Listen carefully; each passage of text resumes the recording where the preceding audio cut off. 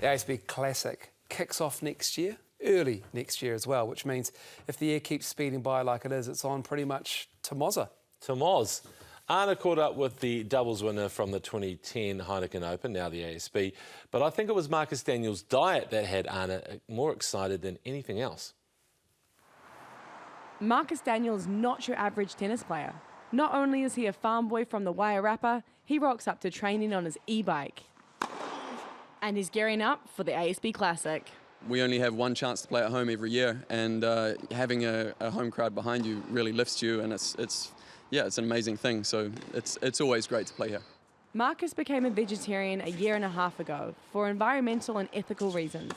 Having been raised on a cattle farm, I'm sure there are now plenty of interesting debates at the dinner table.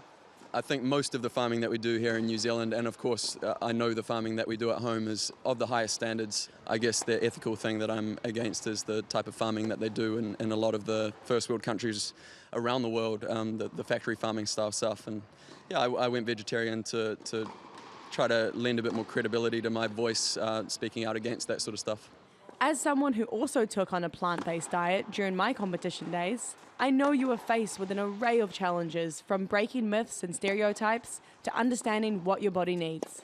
I was nervous that I was going to lose energy, that I wouldn't have enough fuel to play on, and also that I wouldn't be able to find enough vegetarian food. But honestly, it's been a lot easier than I expected. If you're aware of the things that you have to eat and you're careful about the things that you eat, then you can find it anywhere in the world.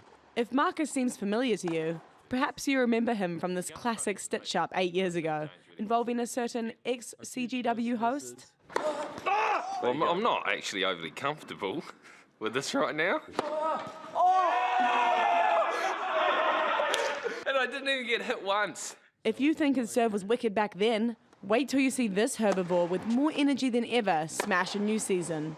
Anna Wilcox, Crowd Goes Wild. What was I wearing off to the side there?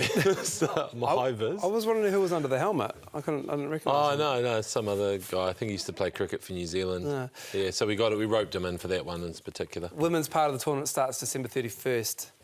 I like a plant-based diet, even though I enjoy meat with it. Is that the same thing? Yeah, sure. Is it similar? Can be. Yeah, a little bit. You can get good fake meat these days. My daughter's vegan. Pea protein's huge. Exactly. My daughter's vegan, so I cook a lot of vegan meals. Oh, wow. I never expected that we'd have a story on plant-based eating and then have a discussion about it. But how difficult is it? It's really tough. My meals are terrible and I feel bad about it. I can make fritters. You buy this thing that's an egg substitute and it's just powder. It's weird.